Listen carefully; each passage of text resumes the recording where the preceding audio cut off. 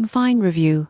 My honest experience using India's top online doctor app in 2025. If you've ever wanted fast, reliable healthcare without stepping out of your home, Mfine promises exactly that. I tested India's leading online doctor app and here's my honest experience. Most people get this wrong, thinking telemedicine is only for minor ailments. The surprising truth is Mfine covers everything from general consultations to chronic condition management, lab tests, and even mental health support.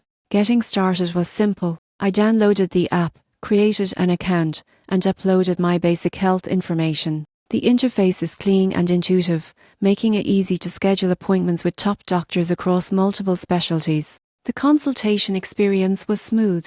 I connected with a certified doctor via video call within minutes. The doctor listened attentively, diagnosed the issue, and even recommended tests. Prescriptions were sent digitally to my preferred pharmacy, which saved me a trip. One feature I really appreciated is the integration with labs. I could book lab tests through the app, track results, and share them directly with the doctor. This makes follow-up appointments efficient and hassle-free. Pricing is transparent and reasonable.